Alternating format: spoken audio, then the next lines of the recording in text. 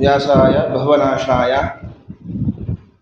ಶ್ರೀಶಾಯ ಗುಣರಾಶಯೇ ಹೃದಯಾಯ ಶುದ್ಧ ವಿದ್ಯಾಯ ಮಧ್ವಾಯ ಚ ನಮೋ ನಮಃ. ತಪೋ ವಿದ್ಯಾ ವಿರಕ್ತ್ಯಾದಿ ಸದ್ಗುಣೌ ಭಾಕರಾನಹಂ ವಾದಿರಾಜ ಗುರುನ್ ವಂದೇ ಹಯಗ್ರೀವ ದಯಾಶ್ರಯಾಮಿ. ಶ್ರೀ ಗುರುಭ್ಯೋ ನಮಃ. ಇವತ್ತು ಈ ಕುಮಟಾದಲ್ಲಿ ಸಮಗ್ರ ದೈವಜ್ಞ ಬ್ರಾಹ್ಮಣ ಸಮಾಜದವರು ಬಹಳ ಉತ್ತಮವಾದ ಕಾರ್ಯವನ್ನು ಮಾಡಿದ್ದಾರೆ. ಇದು ಇಲ್ಲಿಗೆ ಬಂದ ಮೇಲೆ ಅನಿಸಿದ್ದು ಇದು ಕೇವಲ ಕುಮಟದ ಕಾರ್ಯಕ್ರಮ ಮಾತ್ರ ಅಲ್ಲ ಅಂತ. ಇಲ್ಲಿ ಉಡುಪಿ ಇದೆ, ಕುಂದಾಪುರ ಇದೆ, ಶಿವಮೊಗ್ಗ ಇದೆ, ದಾವಣಗೆರೆ ಇದೆ, ಗೋಕರ್ಣ ಇದೆ. ಈ ಕುಮಟ ಎನ್ನುವುದು ಹಲವಾರು ಕ್ಷೇತ್ರದಲ್ಲಿ ವಾಸ ಮಾಡುವಂತಹ ದೈವಜ್ಞ ಬ್ರಾಹ್ಮಣರಿಗೆ ಮೂಲ ಸ್ಥಾನ ಆಗಿದೆ. ಹಾಗಾಗಿ ಈ ಕ್ಷೇತ್ರದಲ್ಲಿ ಆಗುವ ಕಾರ್ಯಕ್ರಮಕ್ಕೆ ಎಲ್ಲಾ ಊರಿನವರು ಬಂದಿದ್ದಾರೆ. ಹಾಗಾಗಿ ಎಲ್ಲಾ ಊರಿನ ಕಾರ್ಯಕ್ರಮವೂ ಕೂಡ ಹೌದು ಅನ್ನುವ ದೃಷ್ಟಿಯಿಂದ ಈ ಕಾರ್ಯಕ್ರಮ ಬಹಳ ಉತ್ತಮ ರೀತಿಯಲ್ಲಿ ನಡೆದಿದೆ. ಸಂಕಲ್ಪ ನಾವು ಏನೇ ಮಾಡಿರ್ಬೋದು ಹೇಗಾಗಬೇಕು ಅಂತ, ಆದ್ರೆ ಅದು ಹೇಗಾಗಬೇಕು ಹಾಗೆ ಆಗ್ತಾ ಹೋಗುತ್ತೆ ಅನ್ನೋದು ಬಹುಶಃ ಇವತ್ತು ಎಲ್ರಿಗೂ ಬಂದವರಿಗೆಲ್ಲ ಅರ್ಥ ಆಗಿರ್ಬೋದು.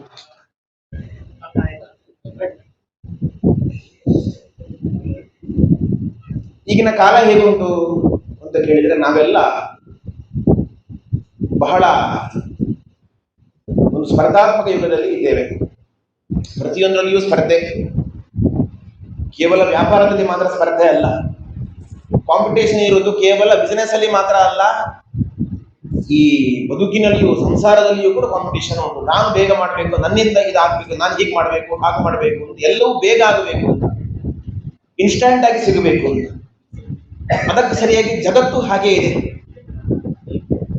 ಇಲ್ಲಿವರೆಗೆ ಹೇಳಿದ್ರೆ ಯಾರಿಗೂ ಕೂಡ ಅಂಗಡಿಗೆ ಹೋಗಿ ಖರೀದಿ ಮಾಡುವಂತ ಪುರುಸೋತಿರುವುದಿಲ್ಲ. ಆನ್ಲೈನ್ ಅಲ್ಲಿ ಪರ್ಚೇಸ್ ಮಾಡ್ತಾರೆ, ಎಲ್ಲವೂ ಆನ್ಲೈನ್ ಅಲ್ಲಿ ಸಿಗ್ತಾ ಇದೆ. ಇನ್ನು ಒಂದು ಹೆಜ್ಜೆ ಮುಂದೆ ಹೋದ್ರೆ ಬ್ಲಿಂಕಿಟ್ ಅಂತ ಶುರುವಾಗಿದೆ. ಈಗ ಕಣ್ಣು ಮುಚ್ಚಿ ಕಣ್ಣು ತೆರೆಯುವುದರೊಳಗೆ ಎಲ್ಲವೂ ಸಿಗಬೇಕು ಅಂತ. ಅಂದ್ರೆ ಒಂದು ರೀತಿಯಲ್ಲಿ ಮನುಷ್ಯರನ್ನ ಸೋಮಾರಿಗಳನ್ನಾಗಿ ಮಾಡ್ತಾ ಇದ್ದಾರೆ. ನೀವು ಕೂತಲ್ಲೇ ಇರಿ, ನೀವೇನು ಕೆಲಸ ಮಾಡ್ಬೇಡಿ, ನಾವೇ ನಿಮ್ಮ ಕಾಲ ಪಡಕ್ಕೆ ತಂದು ಹಾಕ್ತೇವೆ ಅಂತ. ಅಂದ್ರೆ ಒಂದು ರೀತಿಯಲ್ಲಿ ಮನುಷ್ಯನನ್ನ ಯಾವುದೇ ಚಟುವಟಿಕೆ ಇಲ್ಲದೆ ಇರುವಂತ ಒಂದು ಜಡ ವಸ್ತುವಿಗೆ ಸಮಾನವನ್ನಾಗಿ ಈ ಸಮಾಜ, ಈ ಪ್ರಪಂಚ ಸೃಷ್ಟಿ ಮಾಡ್ತಾ ಇದೆ ಅಂತ ಹೇಳಿದ್ರೆ ತಪ್ಪಾಗಲಿಕ್ಕಿಲ್ಲ. ನಮ್ಮ ಮನೋಭಾವವು ಕೂಡ ಅದಕ್ಕೆ ಸರಿಯಾಗಿ ಪರಿವರ್ತನೆ ಆಗ್ತದೆ. ನಮಗೆ ಎಲ್ಲವೂ ಕೂಡ ಶೀಘ್ರವಾಗಿ ಸಿಗಬೇಕು,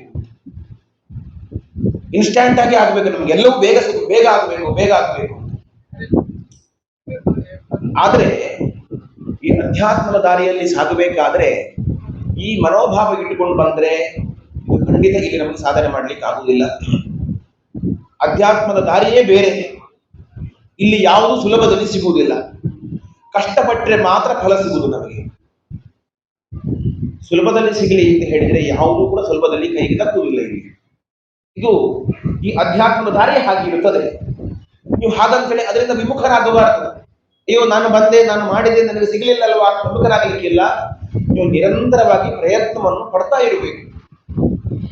ಸರಿ, ಹಾಗಾದ್ರೆ ಇದಕ್ಕೆ ನಮಗೆ ಹೇಗೆ ಮಾರ್ಗದರ್ಶನ, ನಾವು ಹೇಗೆ ಹೋಗಬೇಕು, ಏನು ಮಾಡಬೇಕು ಅಂತ ಹೇಳಿದ್ರೆ ಒಬ್ಬ ಸೂಕ್ತ ಗುರುವನ್ನು ನೀವು ಆಶ್ರಯಿಸಿಕೊಳ್ಬೇಕು. ಒಬ್ಬ ಒಳ್ಳೆಯ ಗುರುವಿನ ಮಾರ್ಗದರ್ಶನ ಇತ್ತು ಅಂತಾದ್ರೆ ನಾವು ಹೆಜ್ಜೆ ಇಡುವ ದಾರಿಯಲ್ಲಿ ಎಷ್ಟೇ ಏಳು ಬೀಳುಗಳಿದ್ರು, ಎಷ್ಟೇ ಹೊಂಡಗಳಿದ್ದರೂ ಕೂಡ ಅದನ್ನೆಲ್ಲ ದಾಟಿಕೊಂಡು ಸುಗಮವಾಗಿ ನಾವು ಸೇರಬೇಕಾದಂತಹ ದಾರಿಯನ್ನ ಸೇರಲಿಕ್ಕೆ ಸಾಧ್ಯವಾಗ್ತದೆ. ಒಬ್ಬ ಶಿಷ್ಯ ಒಂದು ದಿವಸ ಒಂದು ಕತ್ತಲೆಯ ದಾರಿಯಲ್ಲಿ ಹೋಗ್ತಾ ಇದ್ದ. ಹೋಗುವ ದಾರಿ ಕತ್ತಲೆ ಉಂಟು ಅಂತ ಹೇಳಿ ಗುರುಗಳು ಒಂದು ಸಣ್ಣ ಕೈ ದೀಪವನ್ನು ಕೊಟ್ಟು, ಈ ದೀಪವನ್ನು ಹಿಡ್ಕೊಂಡು ಹೋಗಪ್ಪ, ದಾರಿಯಲ್ಲಿ ಕತ್ತಲೆ ಇದೆ. ಶಿಷ್ಯನಿಗೆ ಅನಿಸಿತು, ಈ ಕೈ ದೀಪ ಎಲ್ಲಿಗೆ ಸಾಲ್ತದೆ, ಈ ಸಣ್ಣ ದೀಪದಿಂದ ನನಗೆ ದಾರಿ ಕಾಣಿಸುತ್ತ, ಬೇಡ, ನನಗೆ ದೀಪವೇ ಬೇಡ ಅಂತ ಹೇಳಿದ. ಸರಿ, ಗುರುಗಳು ಸುಮ್ಮನೆ ಆದರು. ಶಿಷ್ಯ ಮುಂದಕ್ಕೆ ಹೆಜ್ಜೆ ಹಾಕಿಕೊಂಡು ಹೋದ್ರೆ ಒಂದು ದೊಡ್ಡ ಹೊಂಡ ಇತ್ತು. ಹೊಂಡಕ್ಕೆ ಬಿದ್ದ ಶಿಷ್ಯ. ಹೊಂಡಕ್ಕೆ ಬಿದ್ದಾಗ ನೆನಪಾಯಿತು, ಗುರುಗಳೇ ಅಂತ ಕೂಗಿದ. ಮತ್ತೆ ಗುರುಗಳು ಬಂದರು, ಅವರನ್ನು ಮೇಲಕ್ಕೆ ಎತ್ತಿದ್ರು. ಮತ್ತದೇ ಸಣ್ಣ ಕೈ ದೀಪವನ್ನೇ ಅವನ ಕೈ ಹಿಡ್ಕೊಂಡು ಈ ದೀಪವನ್ನು ಹಿಡ್ಕೊಂಡು ಹೋಗು. ದೀಪದ ಪ್ರಕಾಶ ಸಣ್ಣದಿರಬಹುದು, ಆದರೆ ನಮಗೆ ಆ ಕಾಲಕ್ಕೆ ನಡ್ಕೊಂಡು ಹೋಗಿಕ್ಕೆ ಆ ದೀಪ ಸಾಕು.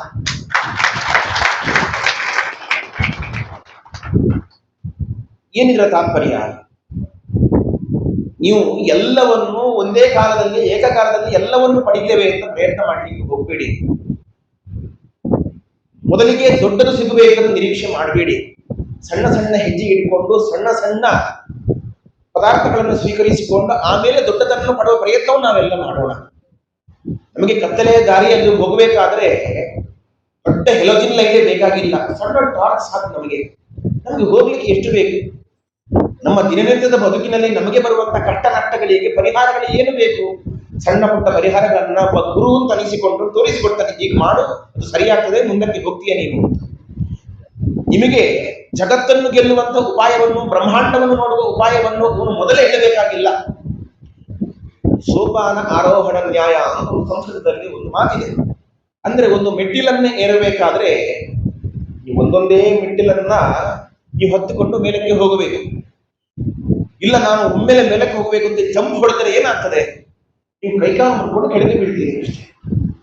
ಹಾಗಾಗಿ ಯಾವುದನ್ನು ಕೂಡ ನಾವು ಒಮ್ಮೆಲೆ ಪಡೆದುಕೊಳ್ತೇವೆ ಅಂತ ಈ ಮುಂಬತನಕ್ಕೆ ನಾವು ಎಂದಿಗೂ ಪ್ರಯತ್ನ ಪಡಬಾರದು. ಹೆಜ್ಜೆ ಹೆಜ್ಜೆಗೆ ಒಂದೊಂದು ಹೆಜ್ಜೆಯನ್ನು ಇಟ್ಟುಕೊಂಡು ಕ್ರಮವಾಗಿ ಹೋದಾಗ ನಾವು ಹೋಗಬೇಕಾದಂತಹ ಆ ಜಾಗವನ್ನು ನಾವು ಸೂಕ್ತವಾದ ಸಮಯದಲ್ಲಿ ತಲುಪಲಿಕ್ಕೆ ಸಾಧ್ಯ. ಇದಕ್ಕೆಲ್ಲ ಮುಖ್ಯವಾಗಿ ಗುರುಗಳ ಮಾರ್ಗದರ್ಶನ ಬೇಕು. ಗುರುಗಳ ಮಾರ್ಗದರ್ಶನ ಇಲ್ಲದೇನೆ ನಾವು ಯಾವುದೇ ಕೆಲಸವನ್ನು ಮಾಡಲಿಕ್ಕೆ ಸಾಧ್ಯ ಇಲ್ಲ. ಅದು ಅಧ್ಯಾತ್ಮದ ದಾರಿಯಲ್ಲಿ ಇರಲಿ ಅಥವಾ ನಿಮ್ಮ ಹೊರಗಿನ ಲೌಕಿಕವಾದಂತಹ ಪ್ರಪಂಚದಲ್ಲಿ ಇರಲಿ. ನಿಮಗೆ ಒಬ್ಬ ಗಾಡ್ ಫಾದರ್ ಬೇಕು, ಒಬ್ಬ ಗುರು ಬೇಕು, ಒಬ್ಬ ಮೆಂಟರ್ ಬೇಕು ನಿಮಗೆ.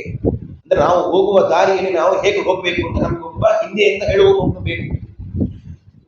ಎಲ್ಲವನ್ನು ನಾನೇ ಮಾಡ್ತೇನೆ, ನಾನೇ ಗಳಿಸಿಕೊಳ್ತೇನೆ ಅಂತ ಅನ್ನೋದು ಅದು ಎಂದಿಗೂ ಕೂಡ ಅವನಿಂದ ಯಾವುದೇ ರೀತಿಯ ಸಾಧನೆಯನ್ನು ಮಾಡಲಿಕ್ಕೆ ಸಾಧ್ಯ ಇಲ್ಲ. ಒಂದು ಪುರಾಣದಲ್ಲಿ ಒಂದು ಕಥೆ ಬರ್ತದೆ.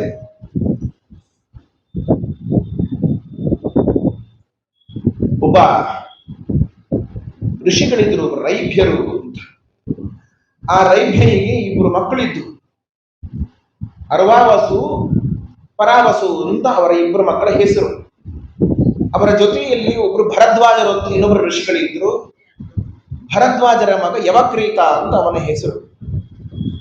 ಈ ಅರ್ವಾವಸು ಹಾಗೂ ಪರಾವಸು ಅಂತ ಇಬ್ರು ರೈಭ್ಯರ ಮಕ್ಕಳು ಏನಿದ್ದಾರೆ ಅವರು ರೈಭ್ಯರಲ್ಲಿಯೇ ವಿದ್ಯಾಭ್ಯಾಸವನ್ನು ಮಾಡಿದರು.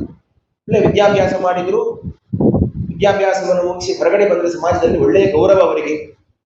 ರೈಭ್ಯರ ಶಿಷ್ಯರು ಇವರು ಒಳ್ಳೆಯ ವಿದ್ಯಾವಂತರು ಅಂತ ಹೇಳಿ ಎಲ್ಲರೂ ಅವ್ರನ್ನ ಕರೆದು ಸನ್ಮಾನ ಮಾಡೋದು. ಎಲ್ಲ ಕಡೆಯಲ್ಲಿ ಪುರಸ್ಕಾರ, ಗೌರವ. ರೈಭ್ಯರ ಶಿಷ್ಯರು ಒಳ್ಳೆಯ ವಿದ್ಯಾವಂತರು ಇವರು ಅಂತ. ಆದರೆ ಇದನ್ನು ಗಮನಿಸಿದ ಯವಕ್ರೀತ ಅಂತ ಭರದ್ವಾಜರ ಮಗ ಇದ್ನಲ್ಲ, ಸ್ವಲ್ಪ ಹೊಟ್ಟೆ ಉರಿ ಆಯ್ತು. ಈ ರೈಭ್ಯರ ಮಕ್ಕಳಿಗೆ ಎಲ್ಲಿ ಹೋದ್ರೂ ಗೌರವ ಸಿಗ್ತಾ ಉಂಟು, ನನಗೆ ಮಾತ್ರ ಯಾವ ಗೌರವವನ್ನು ಕೊಡ್ತಾ ಇಲ್ಲ. ಯಾಕೆ? ಆ ಅರ್ವಾವಸು ಹಾಗೂ ಪರಾವಸು ಹೇಳುವಂತ ಇಬ್ಬರು ವ್ಯಕ್ತಿಗಳಲ್ಲಿ ಇರುವಂತಹ ವಿದ್ಯೆಯಿಂದ, ಈ ವಿದ್ಯೆ ಇರುವುದರಿಂದ ಅವರಿಗೆ ಮರ್ಯಾದೆ ಸಿಗ್ತಾ ಉಂಟು ಸಮಾಜದಲ್ಲಿ.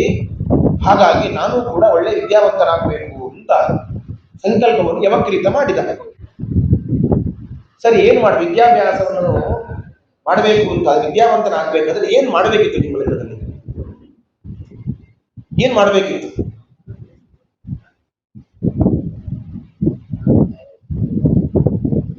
ಏನ್ ಮಾಡ್ಬೇಕಿತ್ತು? ಒಳ್ಳೆ ಗುರುಗಳ ಹತ್ರ ಹೋಗಬೇಕಿತ್ತಲ್ವ ಅವನು. ಅವನು ಹಾಗೆ ಮಾಡಲಿಲ್ಲ. ಅದಕ್ಕೆ ಬದಲಾಗಿ ಅವನು ತಪಸ್ಸು ಮಾಡ್ಲಿಕ್ಕೆ ಹೋದ. ನಾನು ತಪಸ್ಸು ಮಾಡಿ ತಪಸ್ಸಿನ ಮೂಲಕ ನಾನು ವಿದ್ಯೆಯನ್ನು ಗಳಿಸಿಕೊಳ್ತೇನೆ. ತಪಸ್ಸು ಮಾಡಿದ್ದು ಯಾರನ್ನು ಕುರಿತು? ಇಂದ್ರದೇವರನ್ನ ಕುರಿತು ತಪಸ್ಸು ಮಾಡಿದ. ಬಹಳ ಜೋರಾದ ತಪಸ್ಸು. ಇಂದ್ರದೇವರು ಬಂದು ಹೇಳಿದ್ರು, ಏನು ಬರಬೇಕು ನಿನಗೆ ಅಂತ. ಇವನು ಹೇಳಿದ, ನನಗೆ ಎಲ್ಲ ವಿದ್ಯೆ ಸಿಗಬೇಕು. ನೋಡು, ತಪಸ್ಸು ಮಾಡಿದರೆ ವಿದ್ಯೆ ಸಿಗುವುದಿಲ್ಲ, ನೀನು ತಪಸ್ಸು ಮಾಡಿದರೆ ಆಗುವುದಿಲ್ಲ, ಒಬ್ಬ ಒಳ್ಳೆಯ ಗುರುವನ್ನ ಆಶ್ರಯಿಸಿ ನಿನಗೆ ವಿದ್ಯೆ ಸಿಗ್ತದೆ. ಅದೆಲ್ಲ ನನಗೆ ಆಗುವುದಿಲ್ಲ, ನನಗೆ ಈ ವಿದ್ಯೆಯನ್ನು ಕೊಡಲೇಬೇಕು ಅಂತ ಹೇಳಿ ಮತ್ತೆ ತಪಸ್ಸು ಮಾಡಲಿಕ್ಕೆ ಆರಂಭ ಮಾಡಿದ. ಪಂಚಾಗ್ನಿಯ ಮಧ್ಯದಲ್ಲಿ ಕುಳಿತುಕೊಂಡು ಬಹಳ ಉಗ್ರವಾದ ತಪಸ್ಸನ್ನು ಮಾಡಲಿಕ್ಕೆ ಆರಂಭ ಮಾಡಿದ. ಸ್ವಲ್ಪ ಇಂದ್ರದೇವರಿಗೆ ತಲೆ ಬಿಸಿ ಆಯಿತು. ಈ ವ್ಯಕ್ತಿಗೆ ಹೇಗೆ ನಾನು ಹೇಳಿಕೊಡುವುದು? ವಿದ್ಯೆ ಎನ್ನುವಂಥದ್ದು ಒಬ್ಬ ಗುರುವಿನ ಮೂಲಕನೇ ಬರಬೇಕು. ಅದು ಅನುಗ್ರಹ ಆಗಬೇಕು ಅಂತಂದ್ರೆ ಗುರುಗಳ ಮೂಲಕವೇ ಬರಬೇಕು. ತಪಸ್ಸು ಮಾಡಿದರೆ ಸಿಗುವುದಿಲ್ಲ ಅಂತ ಇನ್ನು ಹೇಗೆ ಅರ್ಥ ಮಾಡುವುದು ನಾನು ಹೇಳಿ ಒಂದು ವೃದ್ಧನ ಮುದುಕನ ವೇಷವನ್ನು ಹಾಕಿಕೊಂಡು ಇಂದ್ರದೇವರು ಆ ಯವಕ್ರೀತ ಎಲ್ಲಿ ತಪಸ್ಸು ಮಾಡ್ತಿದ್ದ ನೋಡಿ, ಒಂದು ನದಿ ತೀರ, ಗಂಗಾ ನದಿ ತೀರದಲ್ಲಿ ಅವನು ತಪಸ್ಸನ್ನು ಮಾಡ್ತಾ ಇದ್ದ. ಆ ನದಿ ತೀರಕ್ಕೆ ಒಂದು ಮುದುಕನ ವೇಷವನ್ನು ಹಾಕಿಕೊಂಡು ಅಲ್ಲಿಗೆ ಯವಕ್ರೀತ ಇಂದ್ರದೇವರು ಬಂದರು.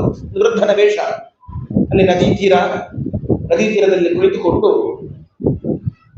ಗಂಗೆಯ ಪ್ರವಾಹವನ್ನು ನೋಡಿರುತ್ತೀರಿ ನೀವು, ಬಹಳ ವೇಗವಾಗಿ ಹರಿಕೊಂಡು ಹೋಗ್ತಾ ಇರ್ತೀರಿ ಗಂಗೆಯ ಪ್ರವಾಹ. ಆ ಗಂಗೆಯ ಗಂಗೆಯ ನೀರಿಗೆ ಒಂದೊಂದೇ ಮರಳಿನ ಕಣವನ್ನು ನಾವು ನೀರಿಗೆ ಹಾಕ್ತಾ ಇದ್ದ.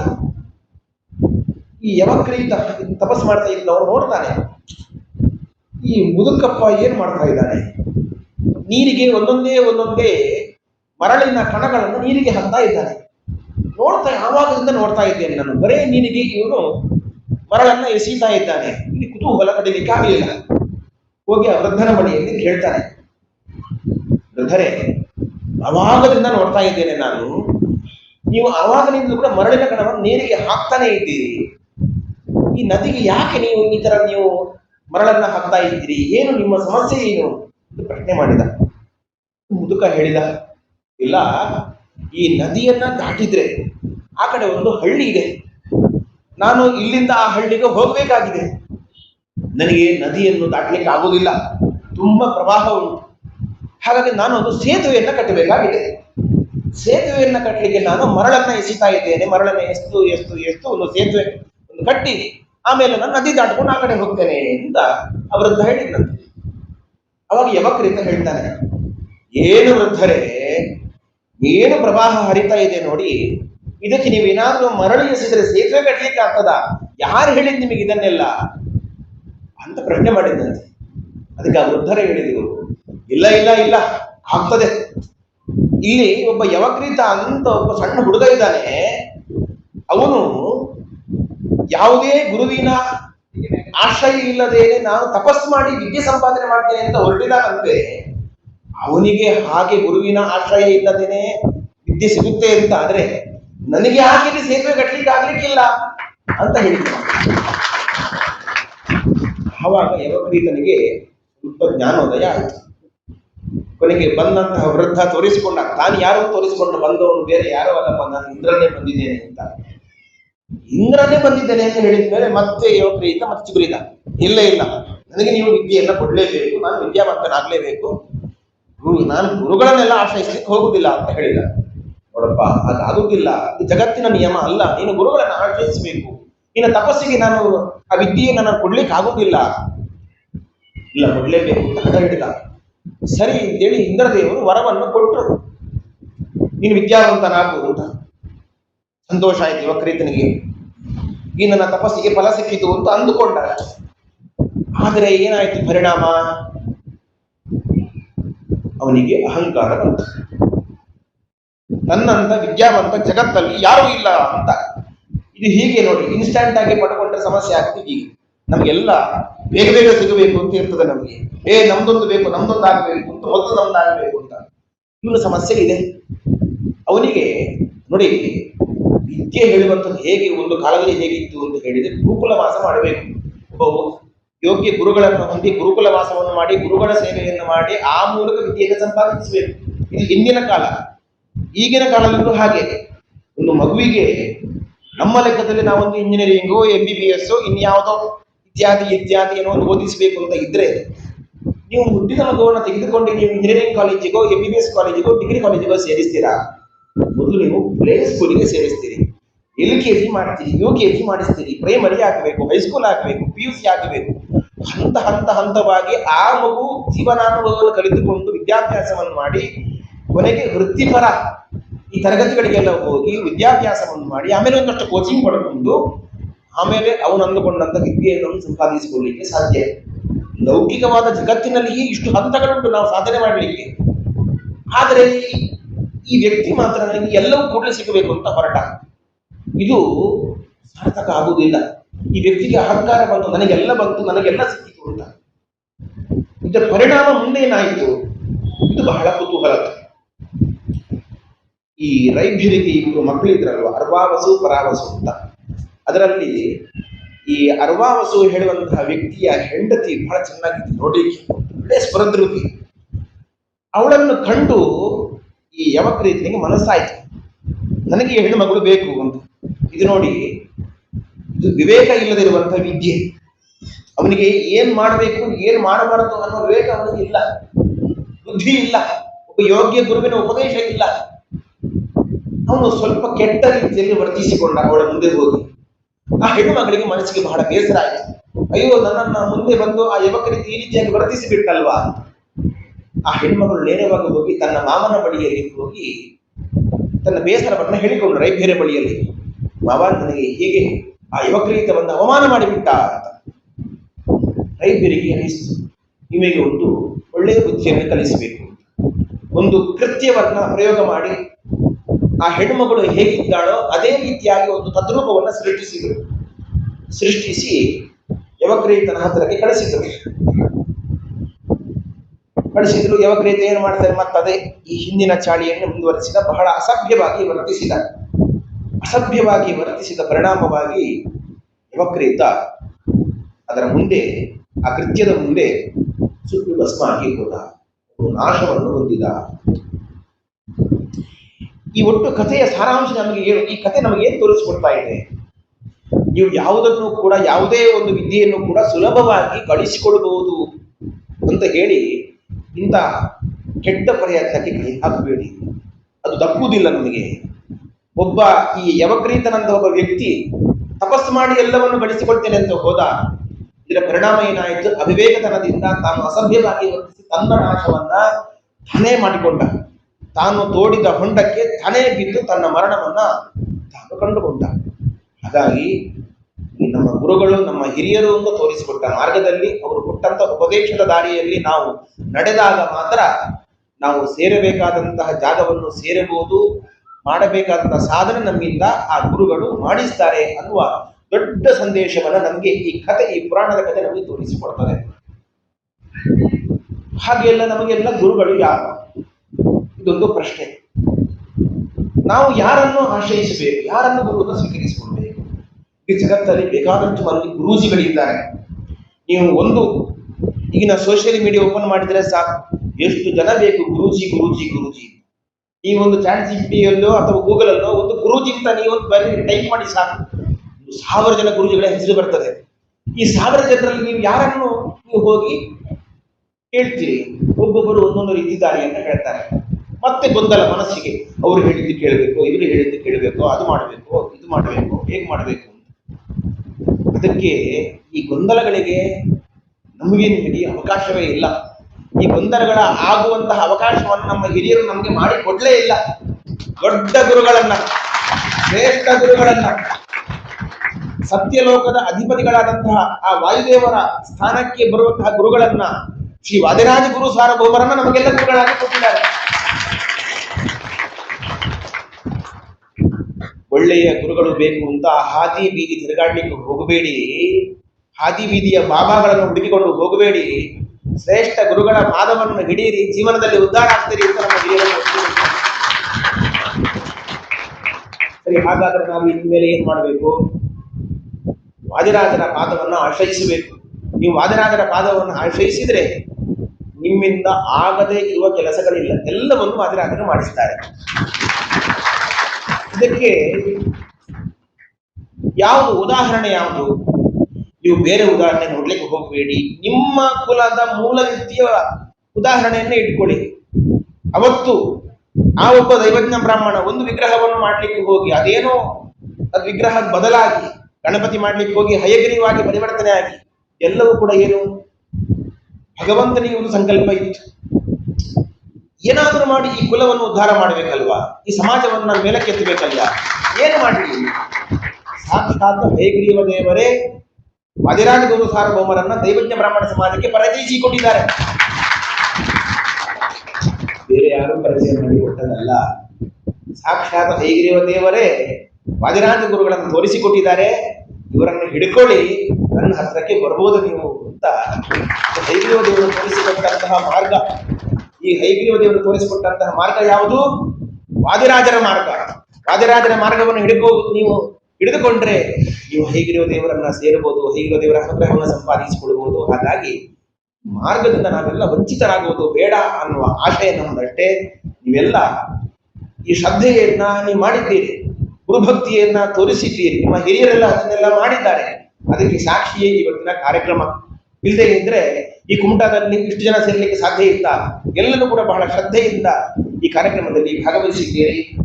ವಾದಿರಾಜರನ್ನ ಆಶ್ರಯಿಸಿಕೊಂಡವರಿಗೆ ಎಂದಿಗೂ ಕೂಡ ಆಪತ್ತು ಇಲ್ಲ, ಎಂದಿಗೂ ಆಪತ್ತು ಬರುವುದಿಲ್ಲ. ಎಷ್ಟೇ ದೊಡ್ಡ ಆಪತ್ತು ಬರುವುದಿದ್ರೂ ಕೂಡ ಅದನ್ನ ಸಣ್ಣ ಮಟ್ಟದಲ್ಲಿ ಪರಿಹರಿಸಿಕೊಟ್ಟು ಅವನ ಆ ಎಲ್ಲ ಪ್ರಾರಬ್ಧ ಕರ್ಮವನ್ನು ಪರಿಹರಿಸಿ ಅವನನ್ನ ಮೇಲಕ್ಕೆ ಎತ್ತುವಂತಹ ದೊಡ್ಡ ಕರುಣಾಪೂರ್ಣ ಗುರುಗಳು ನಮ್ಮ ವಾದಿರಾಜ ಗುರುಗಳು. ಒಂದು ಸಣ್ಣ ಕಥೆ ಹೇಳ್ತೇನೆ. ವಾದಿರಾಜರ ಜೀವಿತಾವಧಿಯಲ್ಲಿ ಆದಂತಹ ಘಟನೆ. ವಾದಿರಾಜರು ಸಂಚಾರ ಮಾಡ್ಕೊಂಡು ಹೋಗ್ತಾ ಇರಬೇಕಾದ್ರೆ ಹಿಂದೆ ಕಾಲ್ನಡಿಗೆಯಲ್ಲಿ ಹೀಗೆ ಹೋಗ್ತಾ ಇದ್ರು. ಒಂದೊಂದು ಊರಿಂದ ಒಂದೊಂದು ಊರಿಗೆ ಹೀಗೆ ಎಲ್ಲ ಶಿಷ್ಯರ ಗುಂಪನ್ನ ಕಟ್ಟಿಕೊಂಡು ಕಾಲ್ನಡಿಗೆಯಿಂದ ಹೋಗಬೇಕಾದ್ರೆ ಒಂದು ದಿವಸ ರಾತ್ರಿ ಆಗಿ ಕತ್ತಲಾಗಿಬಿಡುತ್ತು. ರಾತ್ರಿ ಆಗಿಬಿಡುತ್ತು. ಒಂದು ಕಾಡಿನ ದಾರಿಯಲ್ಲಿ ಸೇರ್ಕೊಂಡಿದ್ದಾರೆ. ಕಾಡಿನ ದಾರಿಯಲ್ಲಿ ಸೇರಿದ ಕೂಡಲೇ ಶಿಷ್ಯರಿಗೆಲ್ಲ ಭಯ ಆವರಿಸಿತು. ಎಲ್ಲಿ ನೋಡಿದ್ರು ಕಗ್ಗತ್ತಲೆ, ದಾರಿ ಕಾಣಿಸ್ತಾ ಇಲ್ಲ, ಎಲ್ಲಿ ಹೋಗ್ಬೇಕು ಅಂತ ಗೊತ್ತಾಗಿಲ್ಲ. ಕೆಲವರಿಗೆ ದಾರಿ ತಪ್ಪಿದ್ದಾರೆ. ವಾದಿರಾಜ ಹಿಂದಿರುವಂತಹ ಶಿಷ್ಯರಿಗೆ ದಾರಿ ತಪ್ಪಲಿಕ್ಕೆ ಸಾಧ್ಯವಾ? ದಾರಿ ತಪ್ಪಲಿಕ್ಕೆ ವಾದಿರಾಜರು ಬಿಟ್ಟಾರ? ವಾದಿರಾಜರು ಬಿಡೋದಿಲ್ಲ. ವಾದಿರಾಜರು ಎಂದಿಗೂ ಅವರನ್ನು ನಂಬಿದ ಭಕ್ತರನ್ನ ಅವರು ಕೈ ಬಿಡುವವರಲ್ಲ. ಒಂದು ಸಣ್ಣ ಪದ್ಯವನ್ನ ಅವರು ಶಿಷ್ಯರಿಗೆಲ್ಲ ಹೇಳಿಕೊಟ್ಟರು. ಕಂಜಾಕ್ಷ ಕಾಯಯ್ಯ ಕರುಣಾನಿಧಿಯೇ ಅಂತ ಹೇಳಿ ಒಂದು ಹಾಡನ್ನ, ಒಂದು ಕೀರ್ತನೆಯನ್ನು ರಚಿಸಿ ಜೋರಾಗಿ ಹೇಳಿದರು. ಎಲ್ಲರೂ ಕೂಡ ಪರಸ್ಪರ ಕೈ ಹಿಡಿಕೊಂಡು, ವಾದಿರಾಜರ ಕೈ ಹಿಡಿಕೊಂಡು ಆ ಕಗ್ಗತ್ತಲೆಯ ದಾರಿಯಲ್ಲಿ ಕೂಡ ಕಾಡನ್ನು ದಾಟಿ ಅವರು ಊರನ್ನು ಸೇರಿದ್ರು ಅಂತ ವಾದಿರಾಜರ ಚರಿತ್ರೆಯಲ್ಲಿ ಈ ಕಥೆ ಉಲ್ಲೇಖ ಆಗ್ತದೆ. ಒಂದು ಸಣ್ಣ ಕೀರ್ತನೆಯನ್ನು ರಚಿಸಿಕೊಟ್ಟು ಆ ಕತ್ತಲೆಯ ಭಯವನ್ನು ಪರಿಹರಿಸಿ ಆ ದಾರಿಯನ್ನು ಸಾಗಿದ್ರು ವಾದಿರಾಜರು ಅಂತ ಶಿಷ್ಯರಿಗೆ ಈ ರೀತಿಯಾಗಿ ಭಯವನ್ನು ಪರಿಹರಿಸಿ ಅಭಯವನ್ನು ಕೊಡುವಂತಹ ಗುರುಗಳು ವಾದಿರಾಜರು. ಇಂಥದ್ದು ಇನ್ನೊಂದು ಪ್ರಸಂಗ. ಕಾಶಿಗೆ ಹೋಗಿದ್ದಾರೆ ವಾದಿರಾಜರು. ಕಾಶಿಯಲ್ಲಿ ಗಂಗಾ ನದಿಯ ತೀರದಲ್ಲಿ ಅಲ್ಲಿ ಬಿಡಾರವನ್ನು ಹೂಡಿದ್ದಾರೆ. ರಾತ್ರಿ ಮಲಗಲಿಕ್ಕೆ ಅಂತ ಹೇಳಿ ಮಲಗಿದ್ದಾರೆ. ಗಂಗಾ ತೀರದಲ್ಲಿ ಎಲ್ಲರೂ ಮಲಗಿದ್ದಾರೆ. ಅಲ್ಲಿ ಯಾರು ಬಂದು ಹೇಳಿದ್ರು, ಸ್ವಾಮಿ ಇಲ್ಲಿ ಮಲಗಬೇಡಿ, ಇಲ್ಲಿ ರಾತ್ರಿ ಹೊತ್ತು ಮೊಸಳೆಗಳೆಲ್ಲ ಬರ್ತದೆ. ವಾದಿರಾಜರು ಹೇಳಿದ್ರು, ಏನೂ ತೊಂದರೆ ಇಲ್ಲ, ಇಲ್ಲೇ ಮಲಗಿ, ತಂಪಾಗಿದೆ, ಈ ಪ್ರದೇಶ ತುಂಬಾ ಚೆನ್ನಾಗಿದೆ ಅಂತ. ಶಿಷ್ಯರು ಎಲ್ಲ ಅಲ್ಲಿ ಗಂಗಾ ನದಿಯ ತೀರದಲ್ಲಿ ಎಲ್ಲರೂ ಉದ್ದಕ್ಕೆ ಮಲಗಿಕೊಂಡ್ರು. ಆದ್ರೆ ಏನಾಯ್ತು, ರಾತ್ರಿ ಇದ್ದಕ್ಕಿದ್ದಾಗ ಮೊಸಳೆಗಳು ನೀರಿಂದ ಮೇಲಕ್ಕೆ ಬಂದವು. ಒಬ್ಬ ಶಿಷ್ಯನಿಗೆ ಎಚ್ಚರ ಆಯ್ತು. ನೋಡ್ತಾನೆ, ಮೊಸಳೆಗಳು ಬರ್ತಾ ಇದೆ, ಏನ್ ಮಾಡ್ಬೇಕು ಅಂತ ತೋಚ್ತಾ ಇಲ್ಲ.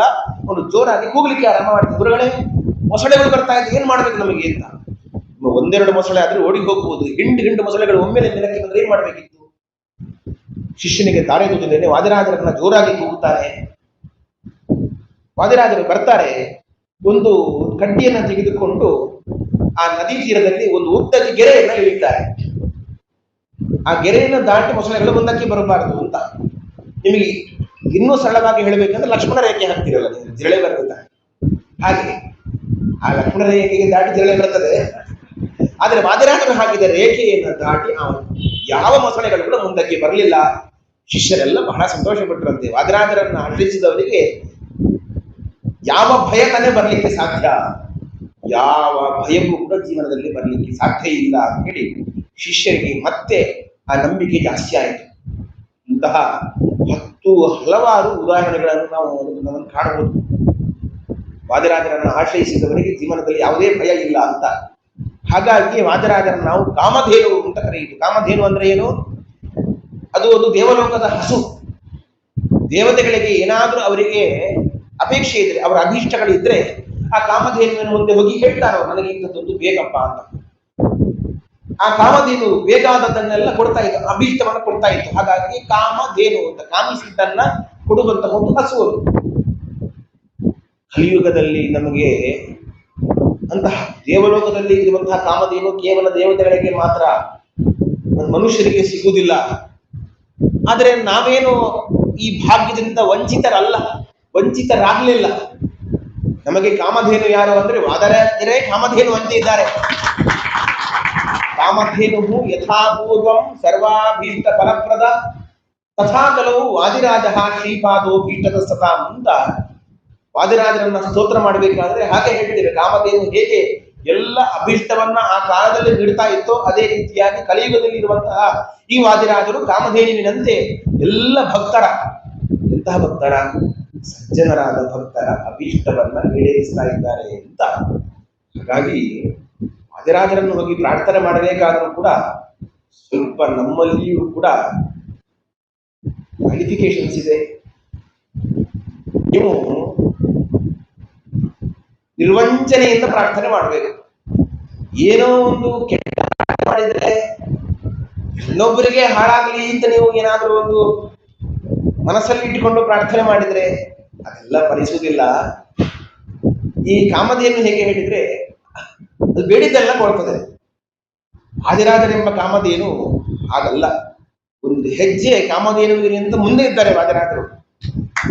ಬೇಡಿದ್ದನ್ನೆಲ್ಲ ಕೊಡುವವರಲ್ಲ, ಈ ಭಕ್ತನಿಗೆ ಯಾವುದು ಕೊಟ್ಟರೆ ಅವನಿಗೆ ಹಿತ ಅಂತ ಹೇಳಿ ನೋಡಿ ಕೊಡುವವರು ವಾದಿರಾಜರು.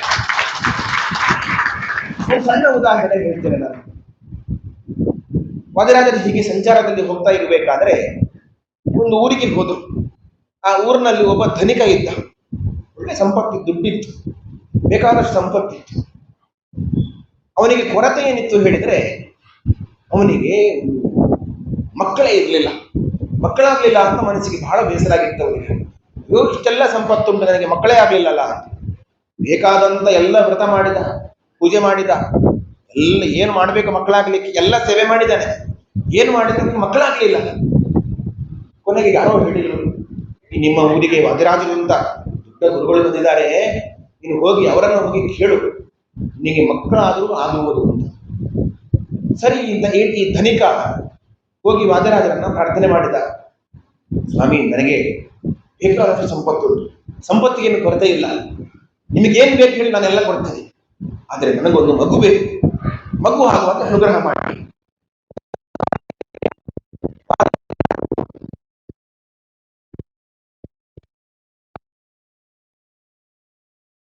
ಸಂಪತ್ತನ್ನ ಸದ್ವಿನಿಯೋಗ ಮಾಡು, ನೀನು ಒಳ್ಳೆಯ ಸತ್ಕರ್ಮವನ್ನು ಆಚರಿಸು, ಧರ್ಮಕರ್ಮವನ್ನು ಮಾಡು, ದಾನ ಧರ್ಮವನ್ನು ಮಾಡು, ಒಳ್ಳೆ ಕೆಲಸಕ್ಕೆ ವಿನಿಯೋಗಿಸು. ಇನ್ನ ಈ ಜನ್ಮದ ಬದುಕು ಇಷ್ಟೇ. ನೀನು ಮಕ್ಕಳಾಗಬೇಕು ಅಂತ ನಿರೀಕ್ಷೆ ಮಾಡಬೇಡ, ನಿನಗೆ ಈ ಜನ್ಮದಲ್ಲಿ ಮಕ್ಕಳಾಗುವುದಿಲ್ಲ. ಇದು ನಿನ್ನ ಪ್ರಾರಬ್ಧ ಕರ್ಮ, ನೀನು ಅನುಭವಿಸಬೇಕು. ಇನ್ನು ನಿನ್ನ ಸಂಪತ್ತನ್ನ ಒಳ್ಳೆ ರೀತಿಯಲ್ಲಿ ವಿನಿಯೋಗಿಸು, ಮುಂದಿನ ಜನ್ಮದಲ್ಲಿ ನಿನಗೆ ಒಳ್ಳೆ ಶ್ರೇಯಸ್ಸಾಗ್ತದೆ ಅಂತ ವಾದಿರಾಜರು ಅವನಿಗೆ ಉಪದೇಶ ಮಾಡಿದರು. ಆದರೆ ಈ ಧನಿಕನಿಗೆ ಸಮಾಧಾನ ಆಗಲಿಲ್ಲ. ಯಾಕೋ ಈ ಸ್ವಾಮಿಗಳು ಪ್ರಯೋಜನ ಇಲ್ಲ, ನನಗೆ ಮಕ್ಕಳನ್ನು ಕೊಡಿ ಅಂತ ಕೇಳಿದ್ರೆ ಇವರು ಆಗೋದಿಲ್ಲ ಅಂತ ಹೇಳಿಬಿಟ್ರಲ್ವಾ. ಮನಸ್ಸಿಗೆ ಸಮಾಧಾನ ಆಗಲಿಲ್ಲ. ಮತ್ತೆ ವಾಪಸ್ ಬಂದ. ಒಂದು ಸ್ವಲ್ಪ ಸಮಯ ಹೋದ್ಮೇಲೆ ಆ ಊರಿಗೆ ಇನ್ನೊಬ್ಬ ವ್ಯಕ್ತಿ ಬಂದ. ನಾನು ಆವಾಗ ಹೇಳಿದ ಹಾಗೆ ಒಬ್ಬ ಗುರುಜಿ, ಒಬ್ಬ ಮಂತ್ರವಾದಿ ಬಂದಿದ್ದ. ಮಂತ್ರವಾದಿ ಹತ್ರ ಹೋದ, ನನಗೆ ಮಕ್ಕಳಾಗಬೇಕು, ಏನಾದರೂ ಒಂದು ಅನುಗ್ರಹ ಮಾಡಿ. ಮಂತ್ರವಾದಿ ಹೇಳಿದ, ಸರಿ, ನಿನಗೆ ನಾನೊಂದು ಫಲವನ್ನ ಮಂತ್ರಿಸಿ ಕೊಡ್ತೇನೆ, ಈ ಫಲವನ್ನು ನಿನ್ನ ಹೆಂಡತಿಗೆ ತಿನ್ನಿಸು, ನಿನ್ನ ಹೆಂಡತಿ ಗರ್ಭವತಿ ಆಗ್ತಾಳೆ, ನಿನಗೆ ಮಗು ಆಗ್ತದೆ. ಧನಿಕನಿಗೆ ಬಹಳ ಖುಷಿ ಆಯಿತು. ಓ, ನನಗೊಂದು ಮಗು ಆಗ್ತದೆ ಹಾಗಾದ್ರೆ.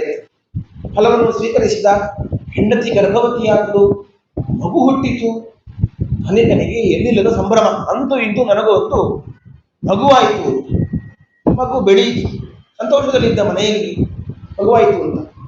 4 ವರ್ಷ ಆಯಿತು. ಮತ್ತೆ ಆ ದಾರಿಯಲ್ಲಿ ವಾದಿರಾಜರು ಬಂದರು. ಅವನಿಗೆ ನೆನಪಾಯಿತು, ವಾದಿರಾಜರು ಬಂದರು ನಮ್ಮ ಊರಿಗೆ. ನನಗೆ ಅವತ್ತು ಹೇಳಿದ್ರು, ನಿನಗೆ ಮಗುವಾಗುವುದಿಲ್ಲ ಅಂತ ಹೇಳಿದರು. ಹೋಗಿ ನನ್ನ ಮಗುವನ್ನು ತೋರಿಸಬೇಕು, ನನಗೆ ಮಗುವಾಗಿದೆ ನೋಡಿ.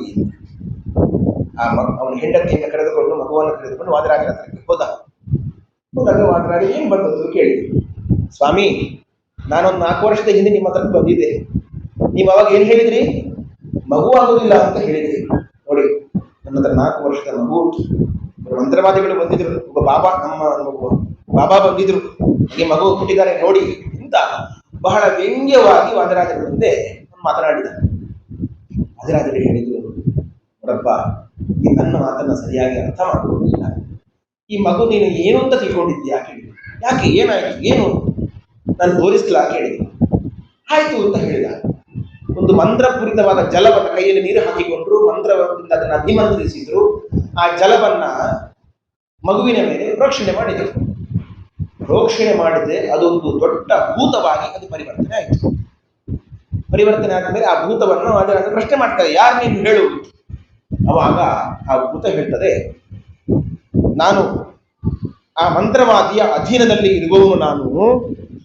ಈ ಮಂತ್ರವಾದಿ ಏನು ಮಾಡ್ತಾರೆ ಹೇಳಿದ್ರೆ, ಯಾರಾದರೂ ಇಂಥವರು ಬಂದ್ರೆ, ಮಕ್ಕಳಾಗಲಿಲ್ಲ ಅಂತ ಬಂದ್ರೆ ನನ್ನನ್ನು ಅಭಿಮಂತ್ರಿಸಿ ಅವರ ಹೊಟ್ಟೆಯಲ್ಲಿ ಮಗುವಾಗಿ ಹುಟ್ಟು ಬರುವಾಗಿ ಮಾಡ್ತಾನೆ. ನಾನು ಬೆಳೆದು ದೊಡ್ಡವನಾದ ಮೇಲೆ ಅವರ ಸಂಸಾರವನ್ನೆಲ್ಲ ನಾಶ ಮಾಡಿ ಅವರ ಸಂಪತ್ತನ್ನ ತೆಗೆದುಕೊಂಡು ಬರುವಂತೆ ನನಗೆ ಆದೇಶ ಮಾಡಿದ್ದಾನೆ ಹೇಳಿ ಆ ಭೂತ ಹೇಳ್ತದೆ. ಇಷ್ಟು ಹೇಳುವಾಗ ದಂಪತಿಗಳ ಕಣ್ಣಲ್ಲಿ ನೀರು. ನನ್ನನ್ನು ಬದುಕಿಸಿದ್ರಿ, ನನ್ನನ್ನು ಉದ್ಧಾರ ಮಾಡಿದ್ರಿ, ನನ್ನನ್ನು ಉಳಿಸಿದ್ರಿ ಅಂತ ಕಣ್ಣೀರು ಹಾಕ್ತಾರೆ. ವಾದರಾಜನ ಪಾದವನ್ನ ಗಟ್ಟಿಯಾಗಿ ಹಿಡಿತಾರೆ. ಮತ್ತೆ ಅವರು ಆ ಜೀವನದಲ್ಲಿ ಉದ್ಧಾರ ಆದ ಅಂತ ಒಂದು ಕಥೆ ವಾದರಾಜರ ಜೀವನ ಚರಿತ್ರೆಯಲ್ಲಿ ಬರ್ತದೆ. ಇಲ್ಲಿ ಒಂದು ಪ್ರಶ್ನೆ, ಈಗ ವಾದರಾಜರು ಮಗುವಾಗುವುದಿಲ್ಲ ಅಂತ ಹೇಳಿ ಆಯಿತು, ಹೋಗಿ ಆಯಿತು, ಈಗ ಮಗುವಾಗಿ ಆಯಿತು. ಮತ್ತೆ ವಾದರಾಜರ ಹತ್ರ ಬಂದ, ವ್ಯಂಗ್ಯದ ಮಾತನಾಡಿದ. ವಾದರಾಜರು ಸುಮ್ಮನೆ ಇರ್ಬೋದಿತ್ತಲ್ಲ, ಅವನ ಕರ್ಮವನ್ನು ಅವನು ಅನುಭವಿಸ್ತಾನೆ, ಯಾಕೆ ಸುಮ್ಮನೆ ನಾನು ಹೇಳಬೇಕು, ಆ ರಹಸ್ಯವನ್ನು ಯಾಕೆ ಹೇಳಬೇಕು, ಸುಮ್ಮನೆ ಇರ್ಬೋದಿತ್ತಲ್ಲ. ಹಾಗಲ್ಲ, ಅವನಲ್ಲಿಯೂ ಕೂಡ ಒಂದು ಒಳ್ಳೆಯ ತನ ಉಂಟು, ಒಬ್ಬ ಒಳ್ಳೆಯ ಜೀವ ಅವನು.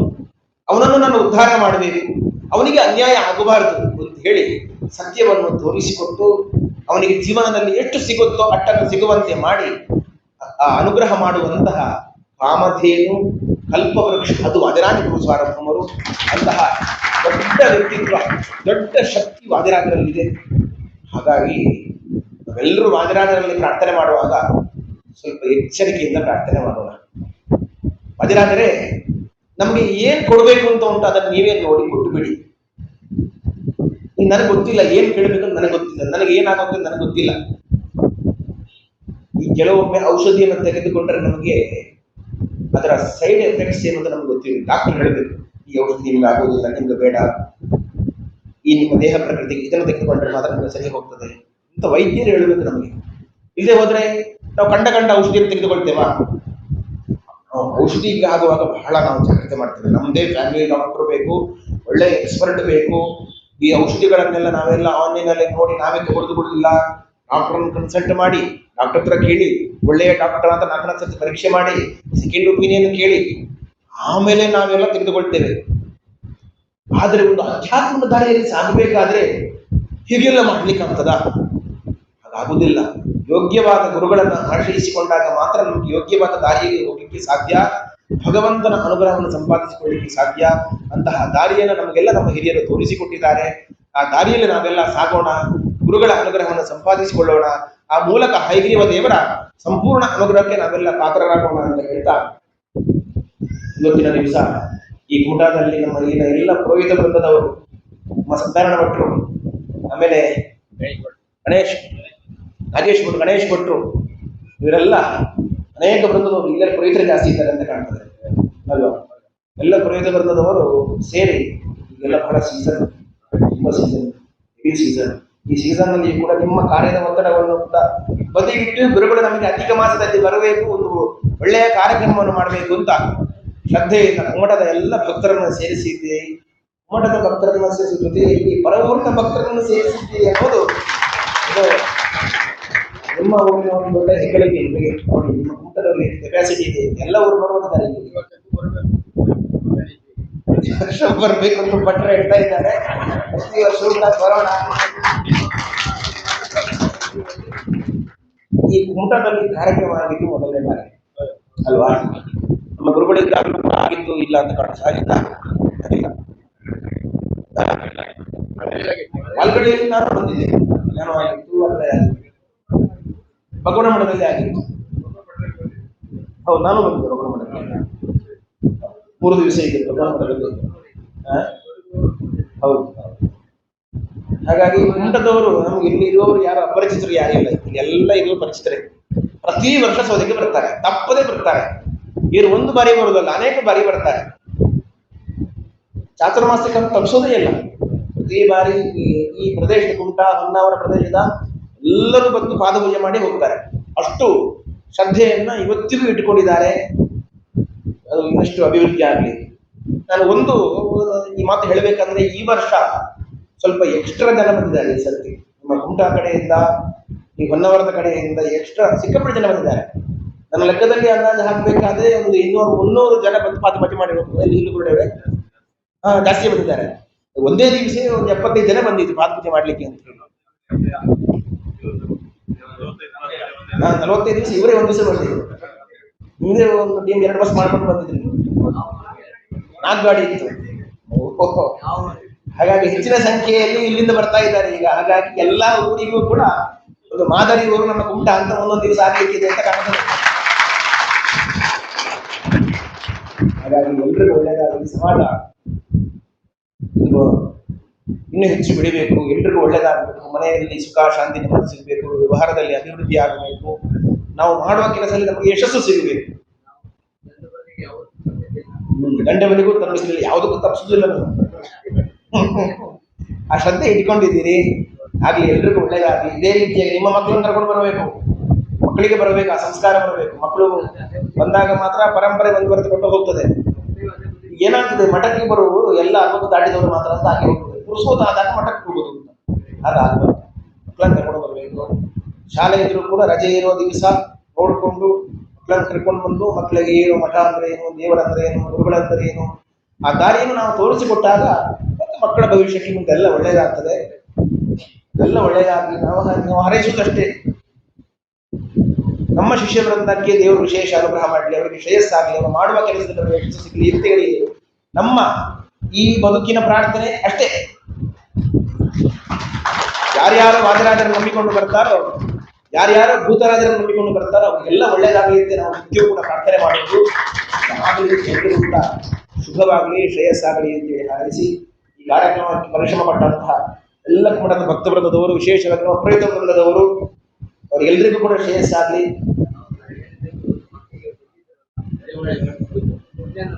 ಹೇಳಿದ ಒಂದು ಮಾತಿಗೆ ಬಂದದ್ದು ಅಂದ್ರೆ ನೀವು ಹೇಳಿದ್ರೆ ನಾವು ಬರುವುದಿಲ್ಲ ಅಂತ ಹೇಳಲಿಕ್ಕೆ ಆಗುವುದಿಲ್ಲ.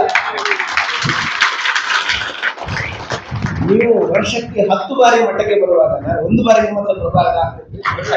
ಹಾಗಾಗಿ ಆ ಪ್ರೀತಿಯಿಂದ ಬಂದಿದ್ದೇನೆ. ಎಲ್ರಿಗೂ ಒಳ್ಳೆಯದಾಗಲಿ ಅಂತ ಹೇಳಿ ಆಶಿಸಿ ನಮಗೆ ಮಾತನಾಡ್ತಾ ಇದ್ದೇವೆ. ಶ್ರೀ ವಿಶ್ವದ ವೈದ್ಯ ಶ್ರೀಪಾದಂಗಳವರಿಗೆ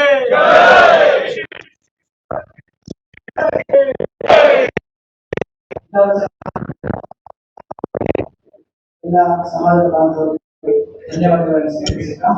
ಈಗ ಗುರುಗಳಿಂದ ಮಂತ್ರಾಕ್ಷತೆ ಕೊಡ್ತಾರೆ. ಎಲ್ಲರೂ ಸಾರಾಗಿ ಬನ್ನಿ, ಗಲಾಟೆ ಮಾಡದೆ ಈ ಕಡೆಯಿಂದ